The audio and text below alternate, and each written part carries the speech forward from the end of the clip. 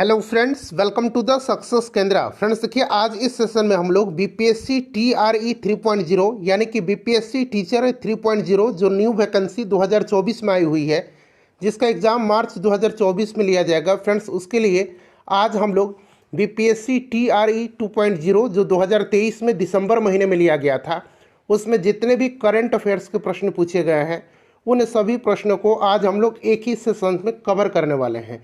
देखिए फ्रेंड्स, ये current affairs के प्रश्न जो हैं बिल्कुल नए हैं और इनके चांसेस अभी भी बीपीएससी टीआरई 3.0 में पूछे जाने के हैं।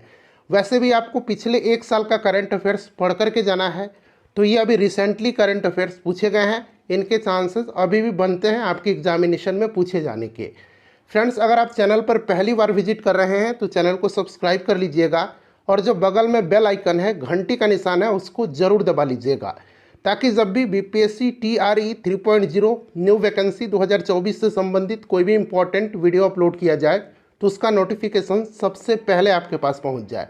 तो चलिए सेशन स्टार्ट करते हैं। फ्रेंड्स, एक बार सभी लोग जल्दी से सेशन को लाइक कर दीजिए और इसका लिंक किसी भी एक ग्रुप में फटाफट शेयर कर दीजिए। तो फ्रेंड्स, जैसे मैंने आपको बताया है कि आज इस सेशन में हम लोग बीपीएससी ट्री 3.0 यानी कि बीपीएससी शिक्षक भर्ती 3.0 के लिए करंट अफेयर्स के क्वेश्चंस को कवर करेंगे। यहाँ पर देख सकते हैं ये पूरा क्वेश्चन पेपर है और यहीं से मैं आपको करंट अफेयर्स को कवर करवाऊंगा। चलिए देखिए, प्रश्न पूछा गया था कि इसरो द्वारा चंद्रयान 3 को प्रक्षेपित किए जाने का दिनांक क्या है। आंसर कमेंट करते चलिएगा लोग, आपका रिवीजन होते चलेगा और जो भी मैं एक्सप्लेन करूंगा उसको ध्यानपूर्वक सुनिएगा। इस तरह से आपके एक प्रश्न के साथ साथ 2-3 प्रश्न कवर होते चलेंगे। देखिए, सबसे पहले तो याद रखिएगा चंद्रयान 3 को लॉन्च किया गया था इसरो के द्वारा, और चंद्रयान 3 को जब लॉन्च किया गया था सफलतापूर्वक, तो उस समय एस सोमनाथ इसरो के अध्यक्ष थे, पी वीरमुथुवेल चंद्रयान 3 के प्रोजेक्ट डायरेक्टर हैं और मोहन कुमार मिशन डायरेक्टर हैं। ये सब मैं आपको बताऊंगा, निश्चिंत रहिएगा। देखिए, चंद्रयान 3 को प्रक्षेपित किया गया था कब, तो फ्रेंड्स इसको LVM-3M4 व्हीकल से प्रक्षेपित किया गया था 14 जुलाई 2023 को सतीश धवन अंतरिक्ष केंद्र श्रीहरिकोटा से। ठीक है ना, 14 जुलाई 2023 राइट आंसर हो जाएगा। LVM-3M4 व्हीकल से इसको लॉन्च किया गया था। क्लियर। अच्छा, अगर पूछा जाए आपसे कि चंद्रयान 3 के प्रोजेक्ट डायरेक्टर कौन है, तो पी वीर मुथुवेल, ठीक है ना, इनका नाम रखिएगा याद, ये चंद्रयान 3 के प्रोजेक्ट डायरेक्टर हैं।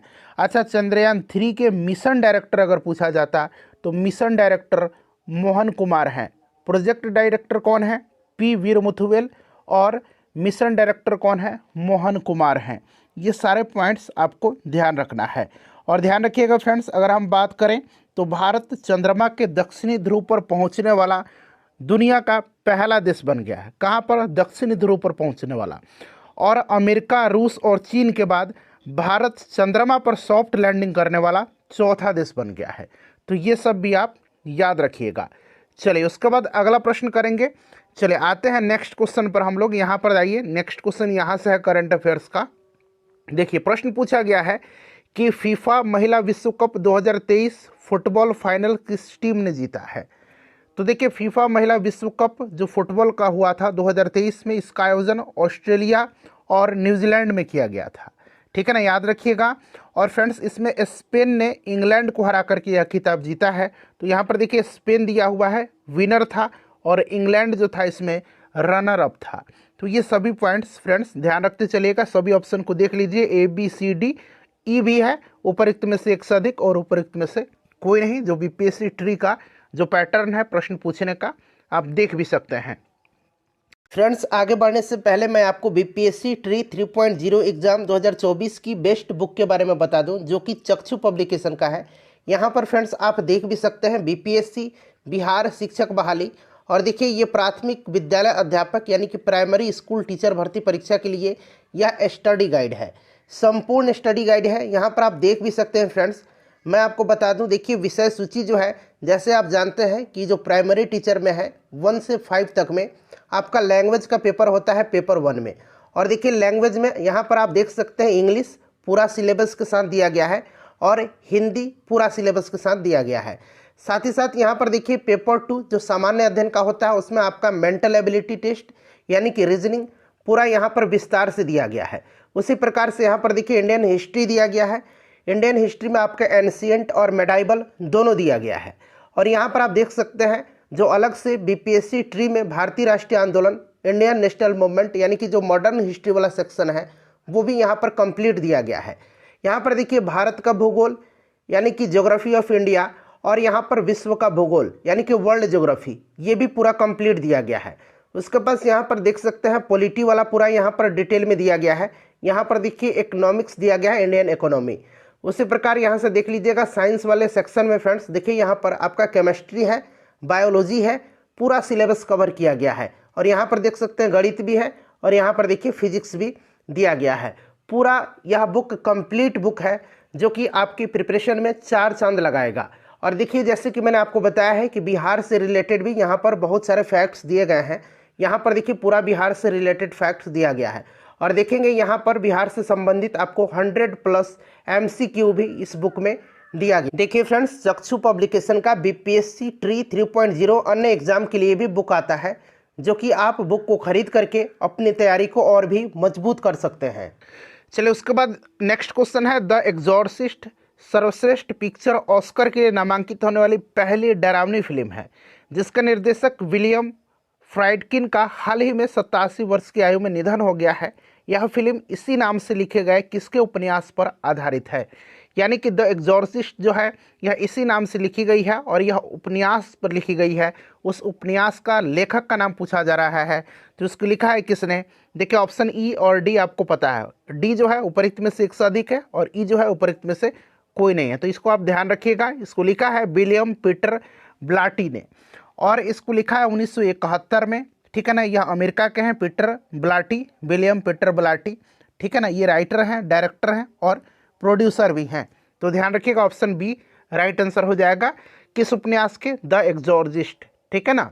चलिए अगला प्रश्न है कि केरल के पूर्व सीएम ओमान चांडी का हाल ही में निधन हो गया है। लगभग 53 वर्षों तक लगातार केरल के किस निर्वाचन क्षेत्र से विधायक बने रहे हैं? लगातार 53 वर्ष से ये विधायक बने हुए थे पुथुपल्ली के। कहाँ के? पुथुपल्ली। पुथुपल्ली देखिए ऑप्शन में दिया गया है क्या? पुथुपल्ली ऑप्शन में दिया गया है क्या? पुथुपल्ली विधानसभा से ये 12 बार चुने गए थे, 12 बार चुने गए थे, ठीक है ना। और ये केरल के मुख्यमंत्री कितने बार रहे हैं? कांग्रेस पार्टी के थे, 2 बार मुख्यमंत्री रहे हैं। वर्तमान में केरल के मुख्यमंत्री कौन है? पिनरई विजयन है। ये सब याद रखिएगा। पुथुपल्ली देखिए ऑप्शन में दिया गया है कि नहीं? पुथुपल्ली नहीं है पुथुपल्ली का नाम, तो इसीलिए आयोग ने इसका आंसर ऑप्शन नंबर ई दिया है, उपरिक्त में से कोई नहीं। चलिए अगला प्रश्न करेंगे कि महिलाओं की स्थिति पर संयुक्त राष्ट्र आयोग द्वारा किस देश को निष्कासित किया गया था? संयुक्त राष्ट्र आयोग के द्वारा किस देश को महिला की स्थिति पर? तो ये कंट्री ईरान है और महसा अमीनी आपको याद होगा, इनका आपका जेल में ही इनका निधन हुआ था जिसके कारण, तो यहाँ पर ईरान राइट आंसर हो जाएगा। चले ईरान करेक्ट आंसर हो जाएगा। नेक्स्ट क्वेश्चन कर लेंगे। यहाँ पर देखिए हिंदी वाला सेक्शन यहाँ से आइए। देखिए ईरान में हिजाब पुलिस हिरासत के दौरान किस महिला की मौत हो गई थी?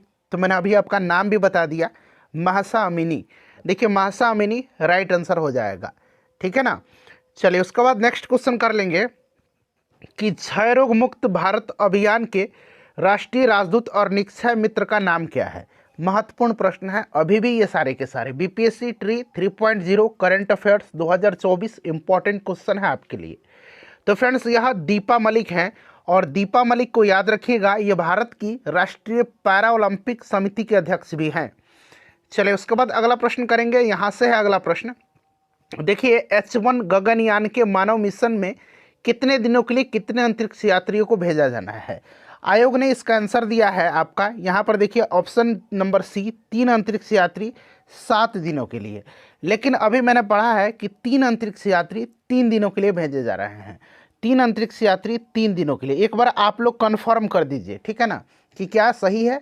चलिए नेक्स्ट क्वेश्चन है हमारा कि मुख्यमंत्री MK स्टालिन, अच्छा ये MK स्टालिन कहाँ के मुख्यमंत्री हैं? तमिलनाडु के हैं।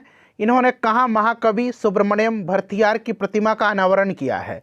अब ऑप्शन देख लीजिएगा, ऑप्शन देख करके आप चेन्नई, रामेश्वरम इन सब पर टिक लगा दीजिएगा, लेकिन नहीं, ये जो मुख्यमंत्री M.K. स्टालिन हैं, इन्होंने महाकवि सुब्रमण्यम भरतियार की प्रतिमा का अनावरण वाराणसी में किया है। कहाँ पर? वाराणसी में किया है। चलिए आते हैं नेक्स्ट क्वेश्चन 62 नंबर पर। अब करंट का क्वेश्चन एक दिया गया है। देखिए प्रश्न है कि चंद्रयान 3 को कहाँ से प्रक्षेपित किया गया था। तो अभी मैंने आपको बताया है चंद्रयान 3 को प्रक्षेपित कब किया गया था। तो 14 जुलाई 2023 को कहाँ से? सतीश धवन अंतरिक्ष केंद्र श्रीहरिकोटा से। किस व्हीकल से? तो LVM-3M4 से इसको लॉन्च किया गया था। तो श्रीहरिकोटा यहाँ पर राइट आंसर हो जाएगा। चलिए अब अगला क्वेश्चन पेपर है, इसमें करंट अफेयर्स के कितने प्रश्न पूछे गए हैं मैं आपको बता देता हूँ काउंट करके। 1 2 3 4 5 6 7 8 9 10। इस क्वेश्चन पेपर में 10 क्वेश्चन जो है करंट के पूछे गए हैं। ठीक है, चलिए अगला क्वेश्चन पेपर कर लेते हैं अब हम लोग। ये नेक्स्ट डे पेपर हुआ था, आपको पता है कि 5-6 दिन पेपर हुआ था। क्लास आपका 11 12 9 10 6 to 8 और 1 to 5 का भी था। चलिए अब देखिए यहाँ से करंट अफेयर्स का क्वेश्चन स्टार्ट हो रहा है कि बांग्लार माटी बांग्लार जल के लेखक कौन थे। ये प्रश्न वैसे भी इंपॉर्टेंट हो गया आपके लिए। बांग्लार माटी बांग्लार जल के लेखक कौन थे, जो मूल रूप से 1905 में लॉर्ड कर्जन द्वारा बंगाल के विभाजन के खिलाफ एक विरोध गीत था। ये क्या है? बांग्लार माटी बांग्लार जल एक विरोध गीत था बंगाल विभाजन के समय, और जिसके लिए पश्चिम बंगाल विधानसभा ने हाल ही में नए राज्यगान के रूप में एक प्रस्ताव पारित किया है।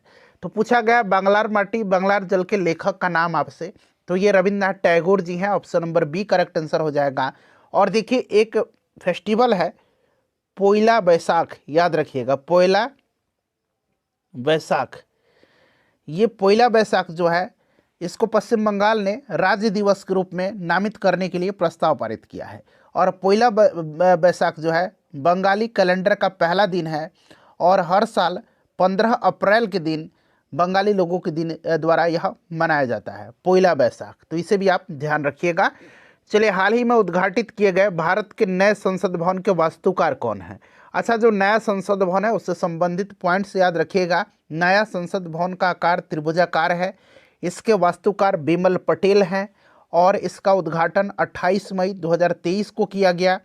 और इस मौके पर 28 मई 2023 को जो उद्घाटन किया गया उस मौके पर 75 रुपया का जो है स्मारक सिक्का जारी किया गया।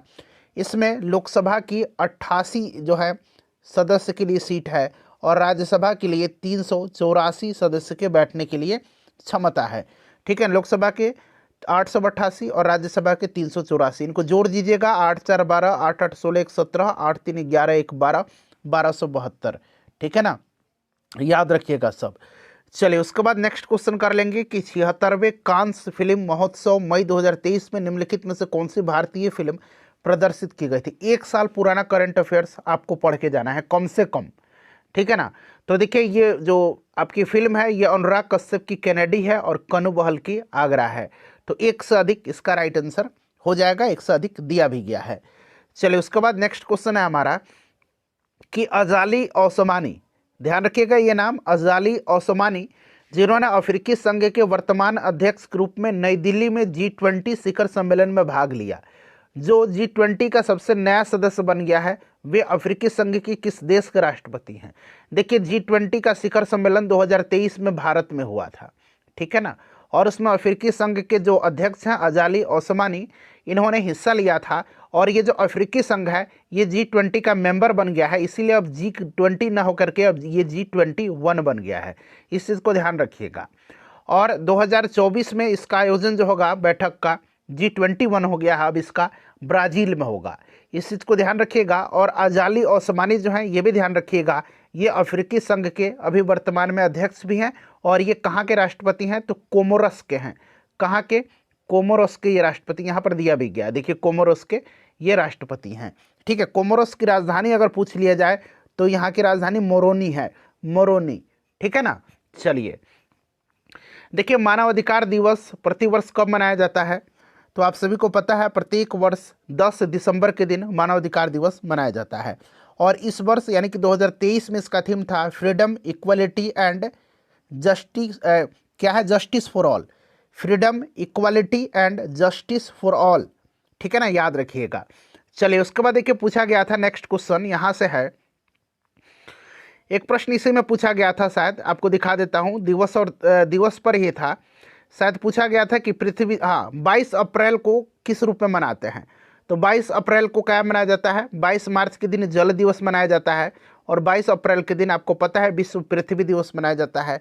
और 2023 में इसका थीम क्या था, इसका थीम था invest in our planet, invest in our planet, ठीक है ना, याद रखिएगा, ये थीम था 2023 का। चलिए उसके बाद अगर हम बात करें तो 22 मई के दिन क्या मनाया जाता है, जैव विविधता दिवस मनाया जाता है। चलिए अब अगला पेपर हम लोग कर लेते हैं। नेक्स्ट डे जो पेपर हुआ था उसमें करंट के जो प्रश्न पूछे गए हैं उनको अब कवर करते हैं। चलिए फ्रेंड्स, ये रहा अगला प्रश्न। प्रश्न है कि 1 दिसंबर 2022 को किस हवाई अड्डे पर डीजी यात्रा शुरू नहीं की गई थी।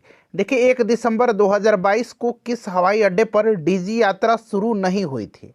देखिए कितना पुराना करंट अफेयर पूछा गया, 1 साल पुराना, इसीलिए मैंने बोला है आपको कम से कम 1 साल पुराना करंट अफेयर्स आपको पढ़ना है।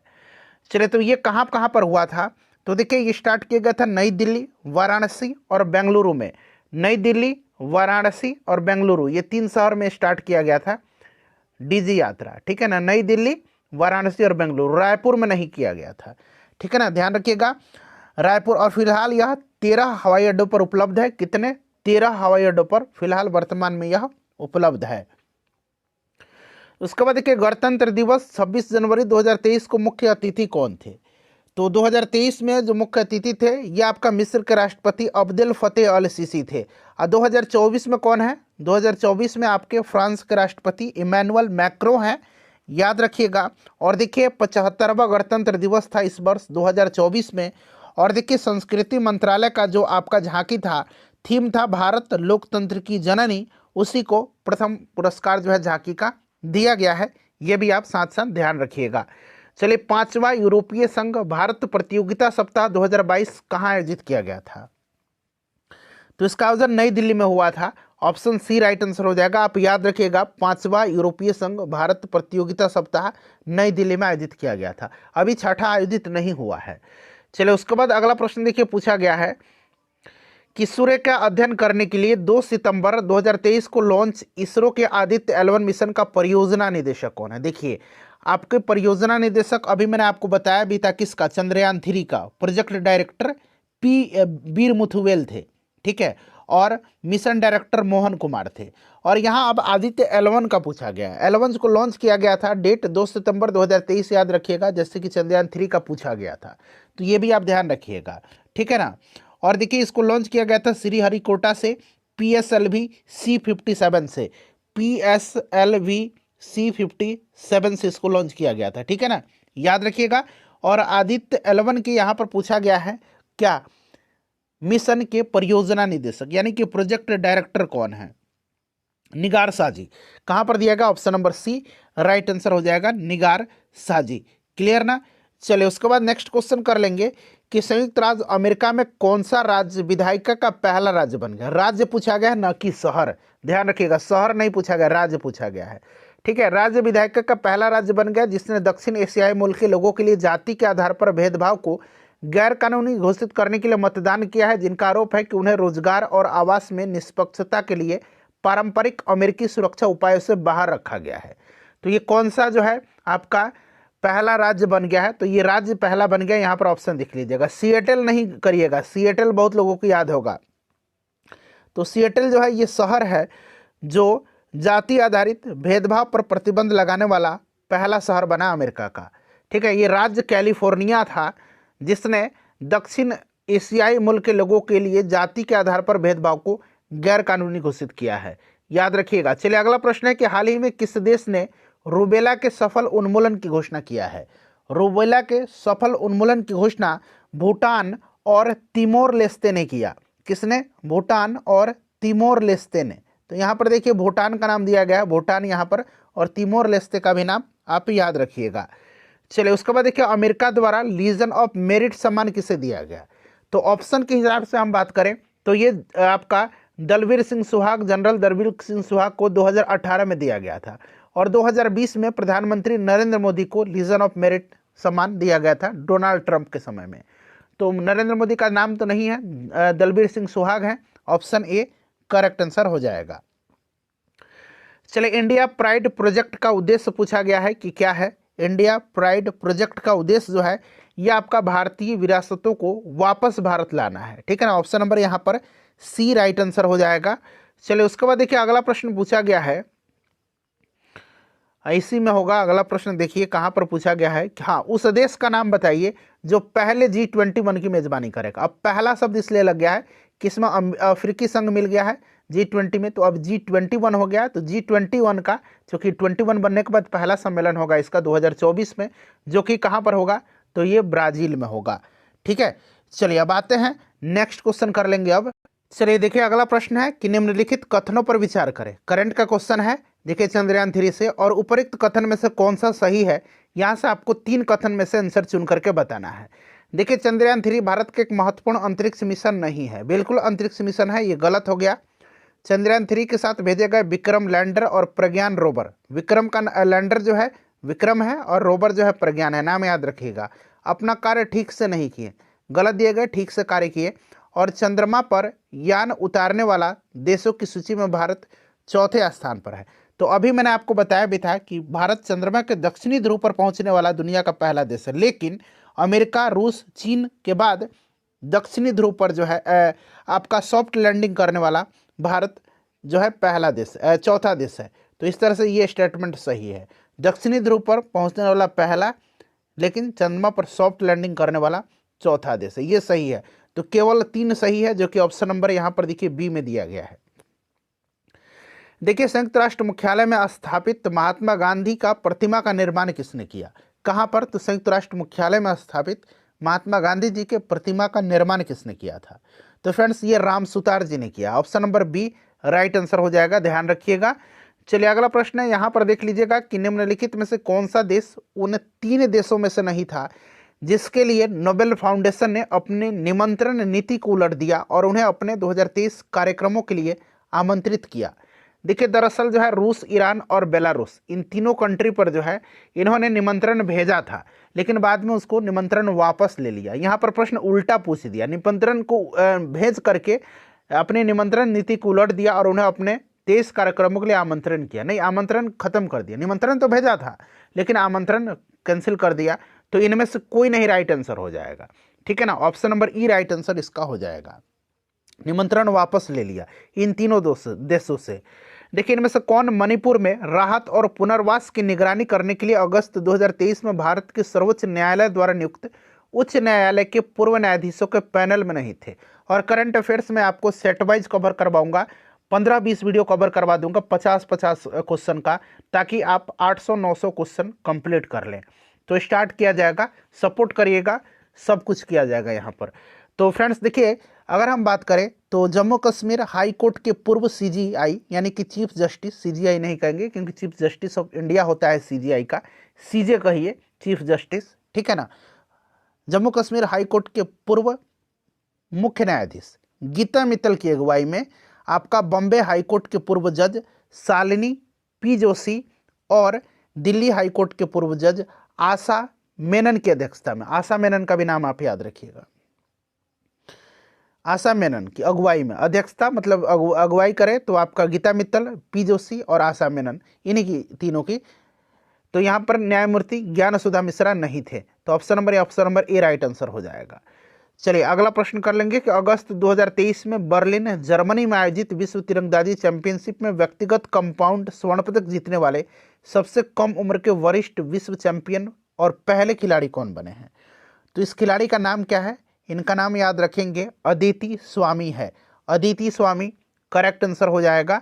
चलिए उसके बाद देखिए अगला प्रश्न पूछा गया है, अगला प्रश्न कहाँ पर है, नीचे दिया गया है। हाल ही में किस राज्य की कैबिनेट ने मिशन स्कूटर योजना, देखिए मिशन शक्ति स्कूटर योजना, मिशन शक्ति स्कूटर योजना को स्वीकृति दी है, तो ये उड़ीसा गवर्नमेंट ने दिया है, ध्यान रखिएगा।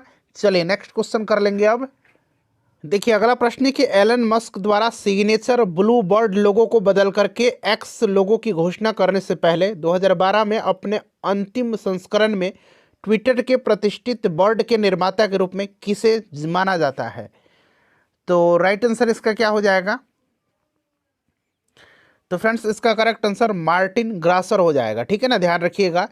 चलिए उसके बाद देखिएगा कि इस वर्ष रिलीज हुई उच्च अवधारणा विज्ञान के बारे में प्रसिद्ध फिल्म ओपेनहाइमर के निर्देशक कौन है? ओपेनहाइमर, आपको याद होगा ओपेनहाइमर को परमाणु बम का जनक कहा जाता है और इसके डायरेक्टर का नाम पूछा गया है, तो इनका नाम है क्रिस्टोफर नोलन, ठीक है ना।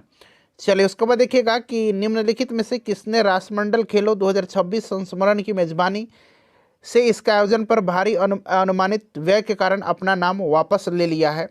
तो ये आपका नाम ले लिया है, ऑस्ट्रेलिया में होना था, विक्टोरिया में, नाम वापस ले लिया है, हालांकि ऑस्ट्रेलिया में ही होगा। चलिए हाल ही में बने जो विपक्षी राजनीतिक दल था गठबंधन इंडिया, इसका फुल फॉर्म पूछा गया है। तो इंडिया का फुल फॉर्म क्या था? इंडिया का फुल फॉर्म था Indian national development inclusive alliance, Indian national development inclusive alliance, ठीक है ना। यहाँ पर आप अंग्रेजी में देख लीजिए, अंग्रेजी में दिखा देता हूँ, Indian national development inclusive alliance, ठीक है ना, ये आपका इंडिया का फुल फॉर्म है। चलिए अगला प्रश्न है कि अगस्त 2023 में जब चंद्रयान 2 चंद्र ऑर्बिटर ने चंद्रयान 3 के लैंडर मॉड्यूल से संपर्क स्थापित किया तो उसने क्या संदेश भेजा था? तो उसने संदेश जो भेजा था वो संदेश क्या भेजा था ये आपसे पूछा जा रहा है। तो वो भेजा था वेलकम बर्डी। क्या? वेलकम बर्डी करेक्ट आंसर हो जाएगा। देखिए किस तरह से प्रश्न पूछे गए हैं और मैंने आपको कराया भी है बढ़िया तरीके से ताकि प्रश्न छूटे नहीं। चलिए यहाँ से देखिए आयरलैंड के प्रधानमंत्री के रूप में दूसरे कार्यकाल के लिए कौन चुना गया? आयरलैंड की राजधानी डबलिन है और देखिए प्रधानमंत्री के दूसरे कार्यकाल के लिए लियो वरादकर भारतीय मूल के हैं, इन्हीं को चुना गया है। देखिए भारत में आयोजित G20 शिखर सम्मेलन में अफ्रीकी संघ के अस्थायी सदस्य बनाएगा अफ्रीकी संघ को। अफ्रीकी संघ के अध्यक्ष कौन है? मैंने बताया था ना कि ध्यान से इनका नाम याद रखिएगा। चलिए Azali ओस्मानी, option number A, Comoros के ये राष्ट्रपति हैं, ध्यान रखिएगा। चलिए उसके बाद नेक्स्ट क्वेश्चन कर लेंगे, अगला प्रश्न। अब देखिए फ्रेंड्स ये आपका 1 to 5 का क्वेश्चन पेपर है, ठीक है ना, उसी का हम ये करंट का क्वेश्चन है। देखिए नाबार्ड के अध्यक्ष, नाबार्ड का full form national bank for agricultural and rural development, स्थापना 12 जुलाई 1982 को हुई थी, याद रखिएगा। और इसके अध्यक्ष नाबार्ड के कौन है? तो साजी केवी हैं, option number C right answer हो जाएगा। चलिए ओएनजीसी के अध्यक्ष कौन है? ओएनजीसी का अध्यक्ष जो है, अध्यक्ष और सीईओ अरुण कुमार सिंह है। अरुण कुमार सिंह नाम याद रखिएगा, कौन है? अरुण कुमार सिंह है, अरुण कुमार सिंह। चलिए उसके बाद देखिए इटली के प्रधानमंत्री का नाम काफ़ी चर्चा में रहती हैं, इनका नाम क्या है? तो जॉर्जिया मेलोनी इटली के प्रधानमंत्री हैं, प्राइम मिनिस्टर हैं। देखिए 5वीं बाघ गणना रिपोर्ट 2022 के अनुसार भारत में बाघों की संख्या तो 3167 था, 2022 5वीं। 2023 में अगर पूछेगा तो आपका 3682 याद रखिएगा, ठीक है ना। चलिए 3682 याद रखिएगा। अगला प्रश्न है हमारा कि 2022 की घटना बिपरजॉय क्या था? तो बिपरजॉय एक चक्रवाती तूफान था, उष्णकटिबंधीय चक्रवात, और इसका नामकरण किस देश ने किया है बिपरजॉय का? तो इसका नामकरण बांग्लादेश ने किया है। किसने किया है? बांग्लादेश ने किया है, ध्यान रखिएगा। चलिए मध्याह्न भोजन योजना का नाम क्या है? जो मिड डे मील स्कीम 1995 में स्टार्ट किया गया था, ठीक है ना, और इसका नाम रखा गया है पीएम पोषण स्कीम। तो पीएम पोषण योजना कहाँ पर दिया गया? पीएम पोषण योजना, option number A right answer हो जाएगा। थावे महोत्सव 2023 का आयोजन स्थल है, थावे महोत्सव 2023 का आयोजन स्थल जो है गोपालगंज के थावे में जो माता रानी का मंदिर है थावे में किया गया था, गोपालगंज। तो गोपालगंज बिहार होना चाहिए। तो देखिए भागलपुर बिहार नहीं, मुंगेर बिहार नहीं, पटना बिहार नहीं, ऑप्शन नंबर ई उपरोक्त में से कोई नहीं। चलिए गोपालगंज बिहार याद रखिएगा।